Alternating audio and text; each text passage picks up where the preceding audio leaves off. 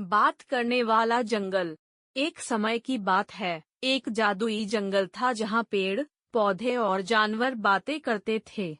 लैला नाम की एक जिज्ञासु लड़की जंगल में आई और उसकी सुंदरता देखकर आश्चर्यचकित रह गई। जैसे ही वह आगे बढ़ी, उसे एक धीमी आवाज सुनाई दी।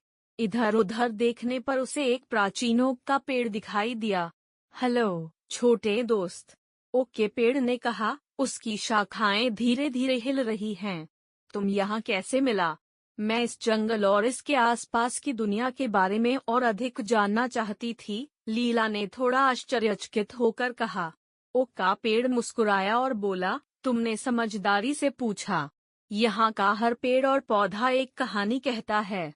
जैसे ही लीला आगे बढ़ी, उसकी मुलाकात एक सुगंधित सूरजमुखी से हुई जिसने कहा, हमें उगने के लिए सूरज की जरूरत है, लेकिन याद रखें, सूरज पृथ्वी का एक उपहार है।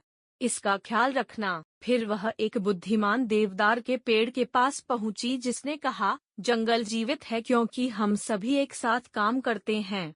हम हवा को साफ रखते हैं, मिट्टी को स्वस्थ रखते हैं और जानवरों को खुश रखते हैं। प्रकृति यह तभी सफल होती है जब हम सभी इसकी परवाह करते हैं।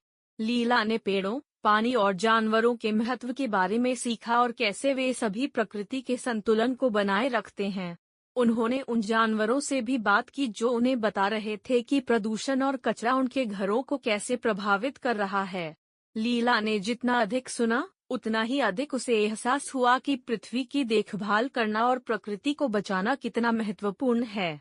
पीछे मुड़ने से पहले ओक का पेड़ फुसफुसाया, याद रखो, छोटे दोस्त, प्रकृति उनसे बात करती है जो सुनते हैं। उसकी रक्षा करो और वह तुम्हारी रक्षा करेगी। लीला कृतज्ञता से भरे हृदय के साथ जंगल से निकलती है और वह जंगल के ज्ञान को दुनिया के साथ साझा करने की कसम खाती है। और उस दिन के बाद उसने प्रकृति की देखभाल करने की बहुत कोशिश की, जैसा कि जंगल ने उसे सिखाया था।